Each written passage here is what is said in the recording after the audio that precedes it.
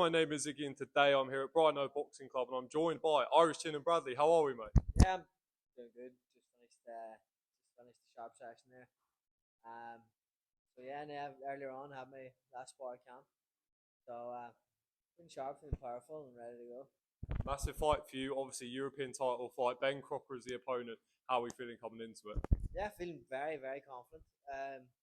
Look, to be honest, whenever there's two undefeated fighters coming head to head, there's always going to be the competitiveness there, but and there's nobody really knows who's going to win. But in our camp, we know who's going to win. And that's 100% going to be Tiernan Bradley. What do you know about Ben Crocker, right? He's obviously holding the belt, 14 and 0. What do you make of him? Yeah, don't know much about him to be honest. Apart from his last two fights, I hadn't heard of the man, and that's unknown for me because I'm pretty knowledgeable in the boxing world. So yeah, for me not to take knowledge of him, like it means that I don't know. It just means that he hasn't really caught my eye in a sense. So I reckon he's gonna come and give it to me, but I reckon I'll just be too sharp, too powerful, and yeah, I'm gonna put him on his ass. You mentioned in the press conference that when you have an opponent that will come to fight, will come and bring it to you, that that's when you'll shine. How much does that have an effect when you're fighting a guy that is actually really coming to win instead of guys that come in on like a week's notice, for example? Yeah, so my last opponent, for Jackson. I mean, he wasn't somebody that was going to come and lay down. Um, he actually won a belt, defended his belt before I even had my next fight. So you know, when people say I haven't fought anybody, I have fought people. But when I would look at his record, he hasn't really fought anybody apart from that last opponent. But that last opponent hadn't fought anybody either, so it was kind of like a puffed up record. Uh, but no, I mean, I think going into this fight, two undefeated fighters fighting each other, it's developed massive traction. Um, I think in itself would headline any show. IBF European, the high ranking belt. So I think after we win this fight and show everybody who's boss, there's gonna be some interesting matchups in the future. Obviously, you worked with GBM before, but on the zone, York Hall, massive stage. I'm just talking about what it's like to be able to fight on a card like this. Yeah, I mean, like I had signed with GBM, and the shows have been top notch so far. Like that show that Tommy Welch fought on in York Hall. I mean, I was beside Izzy and Conor Ben, and I'm just taking a look around. And I had been to previous shows. I had been to previous shows in York Hall by top promoters like Frank Warren, Boxer, you know, and he GBM do it far better, and it is top notch. And I'm really looking forward to seeing what's been put on at this time, because it's very hard to kind of turn York Hall into this kind of bougie venue, but they do quite a good job of turning it into a good venue. Um, the history behind York Hall, I'm looking forward to just being another name that has fought there. Um, Especially being from Ireland, there's been loads of Irish come over, and I know Bethnal Green has always been a big kind of Irish community as well there. Irish people that have come over to London. So I'm really looking forward to fighting in York Hall, and putting on a your best performance. It's been a bit of a while since you fought. I think you last fought in June. How important is it to, at this point, you get the win in the coming up, that you stay active, keep fighting, and how much will that improve your performance when you're able to keep staying active? Yeah, I mean, look at this. To be honest, that break is not really going to do me any difference going into this fight. I'm sharp as a button in sparring. I'm strong as an ox, and yeah, I think this belt will then allow me to kick on. There'll be fight offers coming in. People want to take the belt off me, but I'll have all the money, so I'll have all the pull, so I'll be able to then not pick and choose, but then go right. This is the route I want to take. This is the route I want to take. The fights will be there, and I think with the belt, I think that will set me in a nice path. You sparred Jordan Flynn the other day. He's got a big fight coming up. What was that like, and how do you think he'll fare against Cameron Vaughn? Yeah, I reckon. Yeah, I got. Yeah, you know what? I've got Jordan winning that fight. So I've got Jordan winning that fight. Cameron Vaughn, superstar, but Jordan Flynn is a superstar in his own right as well. Um, you know, he's super fit, he's super strong, and they're fighting for European, I'm fighting for European title, and he's sparring me as somebody at a weight above him, so I reckon he's been, will do well. He will do well. Cameron Vaughn, sharp. I'm a big fan of both fighters, but I think going in this fight, I think Jordan has a lot to prove. So I think that in itself, kind of like me and my fight, I got a lot to prove. I think going into the fight, that can give you that extra edge to perform. So I've got Jordan in that fight. Back onto Ben Crocker. What do you have to worry about when you fight a guy like that? What have you watched of him, and what is main sort of assets? Look, I have nothing to worry about. As long as I perform to the best of my ability, and I worry about what I do, nothing matters. Nothing matters. That leads me on to my next question. What does he have to worry about that you bring to the table? Absolutely everything. You know, I'm sure he probably has the same mindset in the previous question, but yeah, he has to worry about everything. Take a look at my punching record. It's a lot better percentage knockouts. Um, so got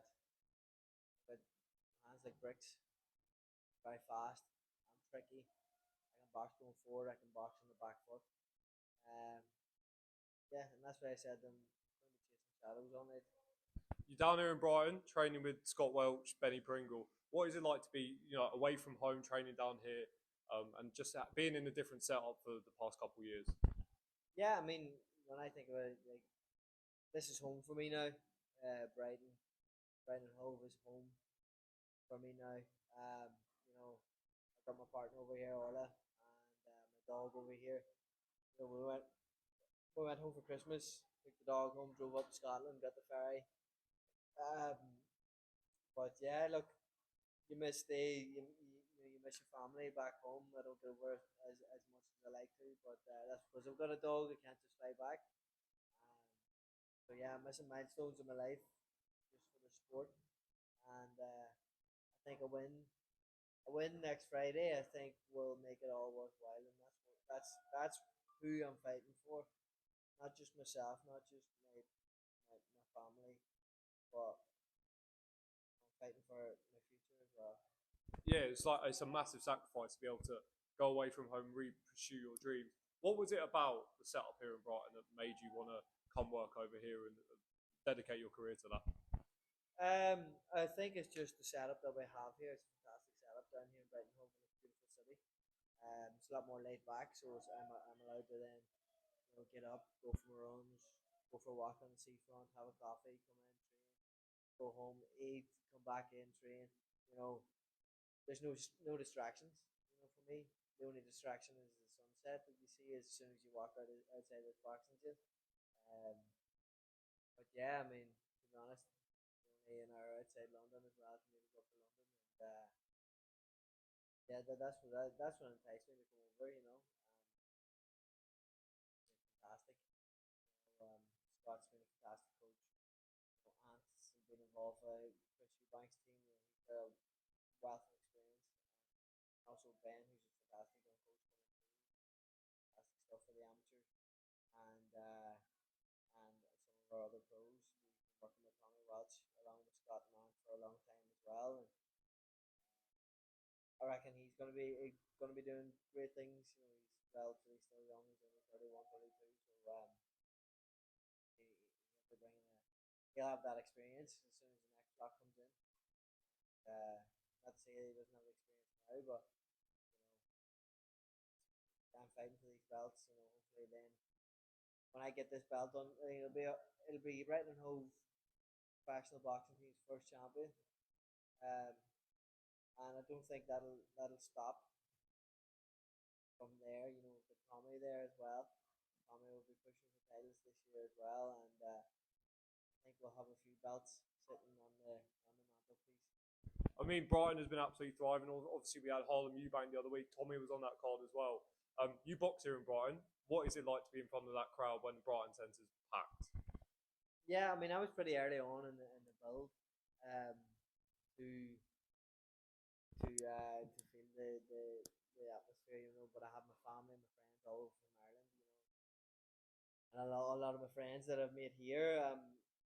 But it, even comparing it from Harlem's last show and Brighton to this show that just happened, I mean, it was night and day difference from the atmosphere. The atmosphere was unbelievable, and I think that was, I think maybe that was down to the quality of opponent that was in front of him. You know, great move, and I think a lot of people are making are seeing him as legit now, whereas before they weren't really taking him serious. Oh, it's just another Eubank. But you know, Harlem is legit. You know, he can go far in the sport, and he's proved that. You know, he came up against a top operator. You know, Joe McKenna, who's a fantastic Celtic warrior. Um, you know, and he dispatched them pretty not easy, but pretty well. Something that not a lot of other champions have done. But you know, I'm friends with Joe McKenna, and Joe McKenna is an absolute warrior. Whatever he does next will be interesting. Um, but yeah, I mean, the atmosphere that can happen down here in Brighton, you see some of the art shows that goes on. If you can really get the like the push behind Brighton shows, I mean, more Brighton shows and interest going, I think it'll be a nice little hotspot down here in the south coast. I mean, see you got Bournemouth down there. Bournemouth beats Hopping on the Chris Brown show, the Smith shows. You know, you got Lee Cutler there as well. Why not make Brighton, you know, home of the southeast coast rather than Bournemouth being the southwest coast? So it'd be great to kind of get that happen, put on some big shows. Who knows? You know, in the future we can get one up at the Amex. For sure, that would be absolutely incredible. Another Irish guy that backs you to the way is Conor McGregor. I've been a massive fan of him for years. What is it like to have a guy like that who's a huge name in obviously combat sport? What is it like to have a guy like him backing you and supporting you in your career? Yeah, look, Connor's always been a massive supporter of mine. You know, not only me, but he's been a massive supporter of every single Irish athlete, and I think that just goes back to his, you know, he's that person where you give respect, or if you give him respect, he'll give you respect back. He's lovely and humble.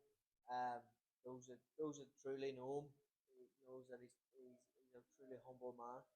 Um, you know, not just the people that just see him on snippets on the internet. Um, I think he's helped so many Irish people out. You know, he's sponsored Kitty Taylor's show. He's offered to pay so much money, and a lot of people kind of forget about that. Um, but no, it means the world to me to have the support of a man who was top of his game during his time, and now it's my opportunity to take every single opportunity given to me, like he did, and make a name for myself and a life for myself. Final couple. I watched you there in training. What I mean, how do you feel coming up into this camp compared to your other ones? Like you look sharp in there, powerful combinations. How's this camp faring to other ones you've had in the past? Yeah, I mean, camps in the past have usually at this point, I'm shattered. You know, we start to wind down, relax. You know, but at the moment I'm feeling absolutely fantastic, over the moon, and that's down to my nutrition as well. My nutrition is this guy called Liam Williams, Raleigh, and he's been top of my nutrition, bringing it down. So yeah, we're moving into the crucial stages now, and to be honest, I'm not far overweight, and it's been the latest I've been since I was maybe 17 years of age. You know, so it'll be that's why I needed help this camp to get it down, but I've been absolutely fantastic. He has me eating. Before I was the type of person who would cut carbs out just to do it down, but I've been eating carbs from non-ordinary. And even ice cream, which is mad. um, but no, like things have been fantastic. Um, Camp's gone really, really well. He's strong, he's sharp, feeling mentally focused as well, and I'm really getting in the zone now in this next week. And I'm peaking, getting the peak now, and I reckon it's just a little bit more of the peak that I can hit, and then we're ready to go for Friday. I'm looking forward to watching it. Final one. What is the prediction? Friday night, your call. Tiernan Bradley. What's the prediction? Tiernan Bradley, knockout. Thank you very much for your time, brother. Thank you.